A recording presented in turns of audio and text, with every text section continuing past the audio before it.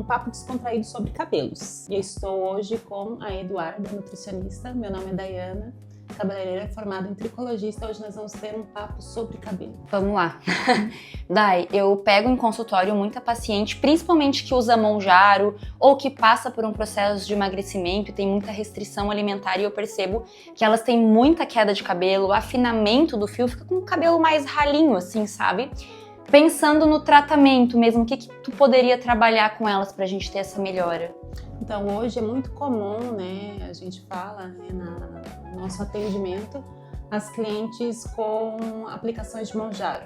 Então, assim, o pessoal fala, é o próprio Monjaro? Não, na ciência é o déficit calórico, né, que a gente fala. Então, esse cabelo, sim, ele tende a afinar, ele tende a cair, e bastante, a cliente fica bem assustada. Daí, geralmente, o que a gente faz nesse caso? A gente não pode trabalhar sozinho. Geralmente, essa cliente ela tem que vir mesmo de um acompanhamento médico ou um acompanhamento nutricional.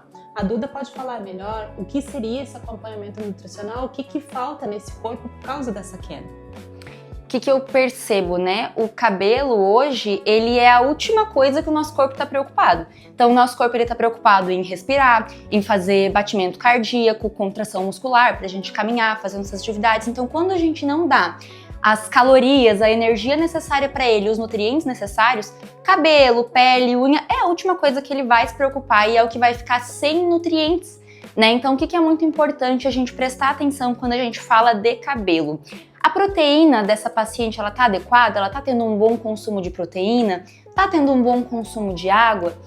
Nutrientes muito ligados ao cabelo também, além disso, geralmente é o ferro, vitaminas do complexo B, vitamina D, um perfil mais anti-inflamatório. Então, quando a gente fala de cabelo, isso se torna um pouco mais complexo, né? A gente tem esses nutrientes que são importantes, mas é muito importante a gente avaliar individualmente cada um, para ver qual que é a deficiência que essa pessoa está tendo de fato, né? Pra gente melhorar essa questão da queda. No meu caso, geralmente é repassado, né? A cliente muitas vezes já vem com acompanhamento nutricional, muitas vezes não, que essa é a nossa parceria que nós estamos fazendo, né? Um trabalho completo com essa cliente, paciente. Por exemplo, ela tomou por conta, porque a maioria das clientes estão fazendo isso. Então, a gente tem sim aquela visão geral de como o corpo funciona, como a Duda falou. Então, com esse déficit calórico, ele vai fazer assim, essa falta de proteína e o cabelo vai sentir muito. O meu trabalho seria fazer essa análise, né, deste cabelo e dar o nutriente de fora para dentro. Cuidar da fibra, do couro cabeludo, das inflamações, né, com produtos especiais, alta frequência, laser, vacoterapia e depois passando, né, de dentro para fora com a parte nutricional. Então, quando a gente fala em trabalhar em conjunto, isso é muito importante em vários aspectos, né? Como a Day falou, ela vai precisar cuidar do fio, né? E a gente precisa cuidar de dentro para fora para que esse fio nasça. Porque como que ela vai cuidar do fio se esse fio não crescer? Se esse fio já nascer ressecado, já nascer mais ralo? Então a gente precisa de todo esse acompanhamento. Um alimento que eu costumo brincar que muita gente não gosta, mas que é um alimento incrível quando a gente fala de cabelo é o fígado, tá? Fígado é um alimento que ele vai ter muita proteína, que ele vai ter ferro, que é interessante para o cabelo, vai ter as vitaminas do complexo B, vai ter selênio, que vai entrar com uma ação mais anti-inflamatória, né? Então, tudo isso é muito importante quando a gente fala desse fio. Voltando ao cabelo, o que acontece com as mulheres? Essa queda ela se torna tão acentuada que começa a aparecer as rarefações. O que seria isso? Realmente aparecer o couro cabeludo.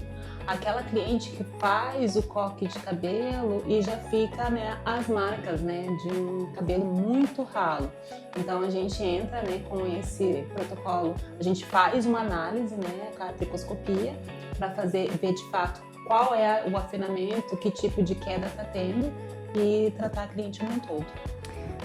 Dai, e quando a gente fala de gente que já tem uma genética, por exemplo, para ter uma alopécia, no teu caso, o que tu consegue trabalhar com essas pessoas? Hoje em dia a gente também pede, claro, né, que a genética não tem como mudar. Mas vamos pensar assim que seja uma mulher de 30 anos, né?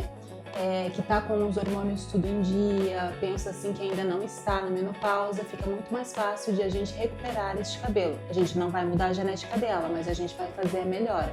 esse é um outro aspecto que entra também muito importante, porque a mulher ela tem essas mudanças hormonais, como a tireoide desregulada, a falta de progesterona, testosterona, a gravidez, né? Um adolescente que entrou na puberdade. Então, tudo isso é um reflexo, né, que a gente fala dos hormônios das mulheres. Então, isso também é muito importante a gente fazer uma análise de como estão os hormônios desta cliente paciente, também que influencia muito sobre o cabelo.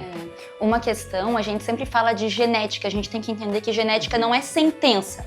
É claro, a gente tem a genética, é muito provável que vai ter mais queda, mas a gente tem o que a gente chama de biogenética, né? Exato. Então, vai depender dos teus hábitos, da tua qualidade de vida, daquilo que você faz ou deixa de fazer para essa genética aparecer de uma forma mais rápida ou mais controlada. E quando a gente busca fazer esses tratamentos, cuidar da alimentação, cuidar do estresse, porque o estresse impacta muito, seja estresse físico ou emocional, impacta muito também na qualidade desse fio, essa genética ela pode ser atrasada, digamos assim, né?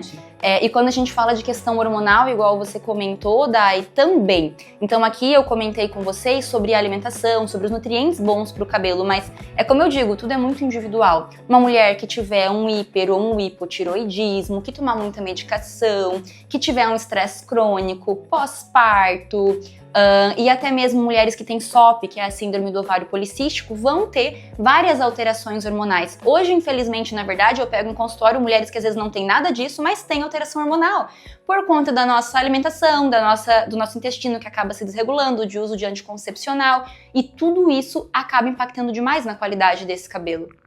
Isso é a forma que a gente diz, por exemplo, né, na fase genética, como a Duda está falando, é a mesma coisa com a pessoa ter predisposição a engordar.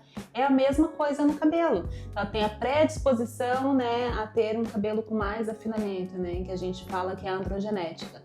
Não é uma sentença, mas a gente tem como melhorar muito isso, fazendo esses tratamentos capilares, né, que eu já comentei aqui, junto com o tratamento nutricional. Isso é extremamente importante. Vocês já pararam para imaginar como tudo está interligado, tanto a parte nutricional quanto a parte do cabelo? Então a gente acha que é só cuidar do fio, não, gente, de extrema importância.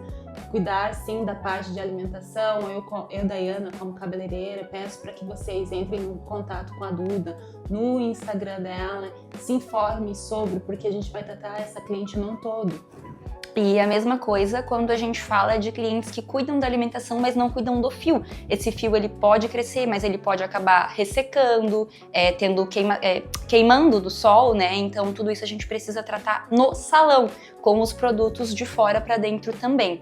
E se vocês gostaram do vídeo, curtam, compartilhem, comentem. Se vocês têm dúvida, já deixem as dúvidas aqui também pra gente trazer em um próximo vídeo para vocês.